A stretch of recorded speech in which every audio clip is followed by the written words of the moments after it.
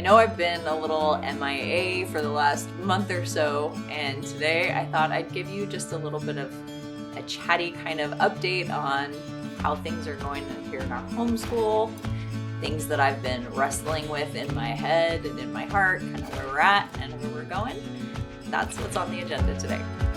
I haven't done a video in a while because I kind of had a lot of things going on for a little while, and I was really having a hard time juggling all of the things and really feeling behind the eight ball and getting all the things done and keeping my priorities focused on what was the most important thing. And so for a little while, I kind of had to step back from doing this so that I could get some of those things kind of straightened out for myself in my head and in my heart so that I could feel a little bit more at ease and comfortable with where we were. And during that time, we actually just finished a 2-week time of no screens here in our family, which included me not shooting anything or working on any videos here for YouTube. So that kind of coincided with some of that time off. And now we are kind of getting back to things and figuring out how that's going to look going forward with limiting our screen time a little bit more. That time off from screens has been really interesting, and I feel like there's a lot that I could talk about with that, but I don't know if you'd be interested. So if you are, let me know. I can do a video about screen-free time as well. If you've been following my channel for any time, you know that we are in our 9th year of homeschooling. And things have been different every single year that we have homeschooled.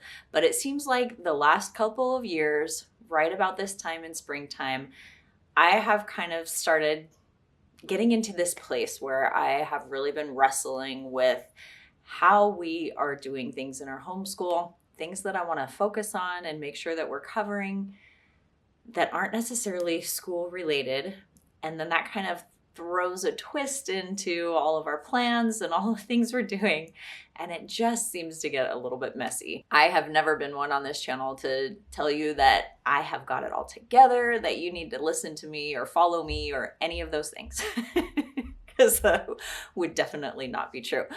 I am still figuring this out as I go just as much as you are. And I hope that there is some encouragement in that, to know that I don't think any of us ever really arrives to this point of figuring everything out, because as soon as we kind of get into a groove of something, life throws a curveball. One of our kids has issues with something that they didn't before, or another one comes into a new stage of life.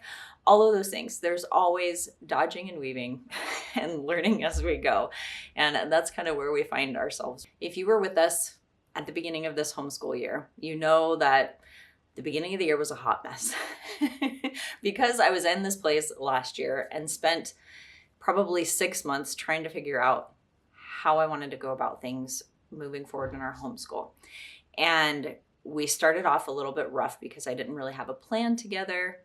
And then we had our harvest time here on our property and different things that just kind of messed things up. And then we got into a groove using a gentle feast, which is a Charlotte Mason method approach to homeschooling. And that worked really well for a period of time. And again, I'm kind of in this place where I'm just questioning how we're doing things. And I feel like the Lord is bringing to mind things that I want to make sure that we focus on, that we haven't been spending as much time on as I really want us to, namely Bible study and discipleship and those kind of things with our kids. Not that we have neglected those, we've still been doing those, but I feel like it needs to take a more prominent place in our home. I think the biggest thing that I've been wrestling with over the last couple of years is that the longer that I've homeschooled and the more that I have learned about how we learn, the process of education, and what really actually sticks, what true learning education actually is, the less I am inclined to do things a more traditional route. The more I lean towards a more natural learning approach and maybe a little bit more interest-led. Definitely, I don't think I could ever say unschooling, but in my head, I'm really wrestling with this idea of how I truly believe is the right way to learn, the best way to learn, with what the traditional model, the school mindset, all of those kind of things, how those jive, and what the best way forward is. As my oldest is going to be going into high school this coming fall, which is crazy, I find myself in that place where I'm trying to figure out how I'm going to go about doing transcripts for him to make sure that he is set up so that if he wants to go to college, he'll be capable of doing that. And number two, have all of the credits and all of the things that colleges would potentially be looking for, while I'm still using a non-traditional approach to homeschooling. So I have been trying to reconcile those two together and figure out how that is best going to work for us. And I think I'm on my way to figuring out how that's going to work, but I'm still kind of wrestling with it a little bit, as well as really making sure that I'm covering all the bases with my younger kids as well. I am planning on doing a video soon kind of about how we're preparing for high school. So make sure you stay tuned for that if that's something that you're interested in, how we're going to work all of that stuff out. I think this next year is going to look a little bit different for us in the fall. And we may even be like totally mixing up our like calendar year with trying to figure out how things are going to work best with some travel plans we have and working on our property and different things that need to be done. I'm trying to work around all of those things and figure out how to fit all the pieces in to make sure that we still get done all the things that we need to do. So as far as our like homeschooling and curriculum and that kind of stuff has gone over the last several months, we have still kind of been using A Gentle Feast as kind of a spine for us, but I have never been one to be able to follow pretty much any curriculum, like ever. So it is not unusual for us to dive off on our own tangents and follow where the interests lead here in our home. That's just kind of how we roll, and that's what we've been doing. Again, I have had several people ask me my thoughts on using A Gentle Feast curriculum. So if you are interested in hearing more about that, will you drop that in the comments below? If there's enough interest, I can make a whole video about A Gentle Feast and kind of give you a walkthrough and my review and thoughts on it. So let me know if that's something that you want to see from me. My oldest is still working on a book that he is writing, so he has spent a ton of time just researching and writing on his book, and that has made up the bulk of actually his homeschooling for probably most of this school year, other than doing math and then our morning time and Bible study devotions and things like that we do group style. Our daughter started doing ballet lessons, so that's been really fun to see her do and branch out in a little bit more, and she started doing a little bit of piano as well, which was really fun. And our oldest is still doing piano lessons with an amazing teacher here in town that he's made tremendous progress over this year, that I am just really encouraged by his determination and his work ethic in really practicing and working hard at that.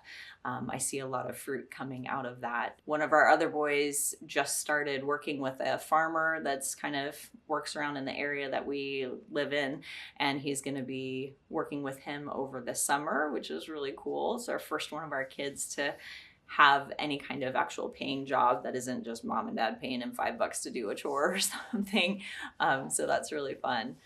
One of our other kids has been just like super into learning Photoshop and that kind of stuff. He's been spending a lot of time, well, before we were doing no screens, he was spending a lot of time working on Photoshop and working on those skills. And I love to see that, both with my husband and I both kind of in this visual field, videos and all of that kind of stuff. It's fun to see one of the kids kind of take some interest in something that we are into as well. So I'm excited to see where that's going to go with him. Over the last couple of weeks, I've had them working on a country report. So they each got to choose a country and check out books from the library, and they each wrote a one-page essay about the country things that they learned about with that country. And then they drew and labeled a map with all of the geological features and bodies of water, rivers, cities, like all of that stuff. And then they each chose a project to do to go along with their country. So one of my boys chose Kazakhstan, so we made some Kazakh style donuts one day. It was kind of his end of the project thing.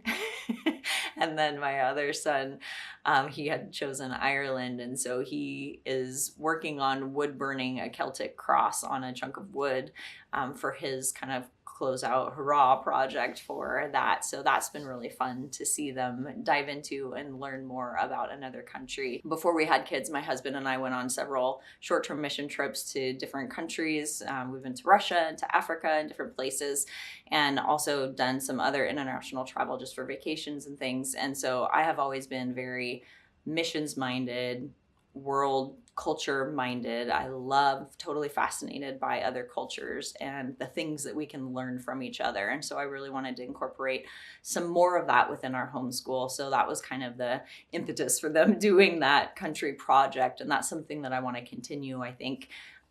Finding ways to tie in more of those cultural studies, learning about other people, I feel like can be so much more important, and how to interact with people in different worldviews and things like that are such valuable tools and just eye-opening in a lot of different ways. So that's something that I want us to be able to continue.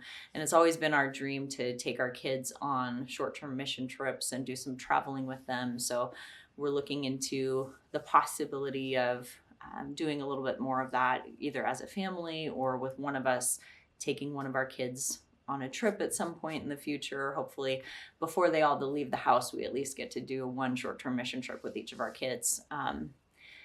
So that's like a goal and a dream of ours within our homeschool. I have actually had some projects that I've been working on in the background as well that I'm really excited about, but I'm not quite ready to share details about what those things are quite yet. I really hope to get a lot of time over the summer to really work on these ideas that I've got, and hopefully either over the summer or in the fall I will have some things coming that I will be able to let you know a little bit more about. Right now it's the middle of May, and we generally only have a few more weeks left of school until we take a break for the summer.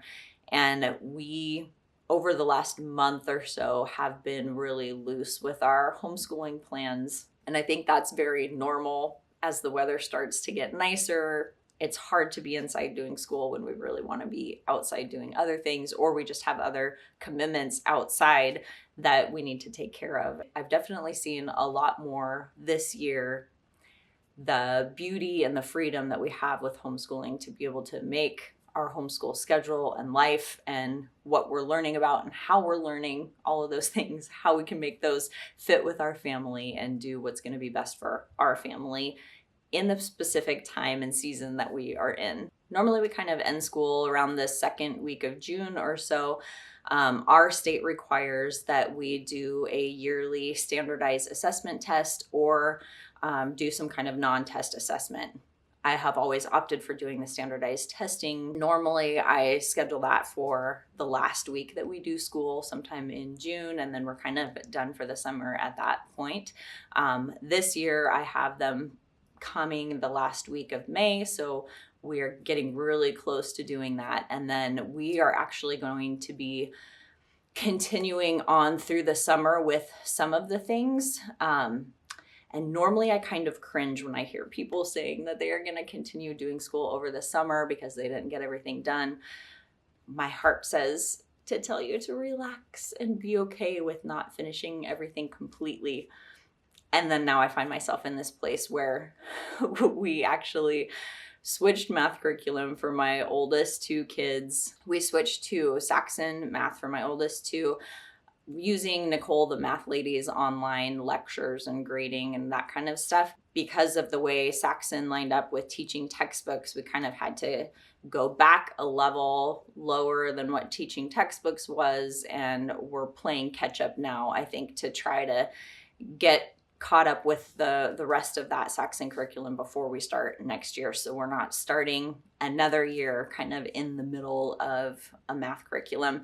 So we are still going to be doing math for sure over the summer.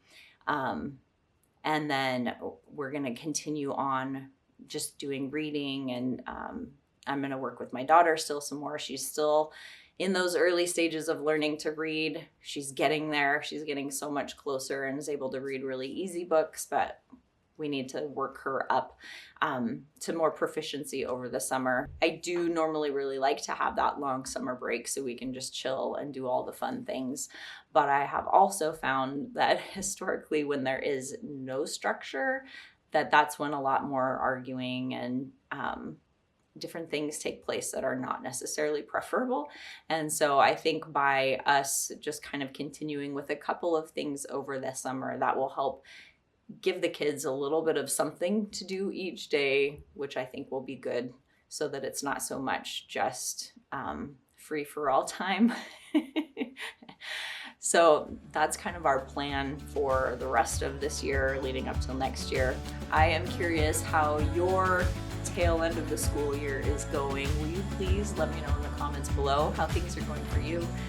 Did any of this hit home or relate to you in any way whatsoever? I'd love to hear that as well. Thanks so much for watching today. I hope you enjoyed the video. If you did, please hit that thumbs up button below, and I'll see you next time. Thanks for watching. Bye.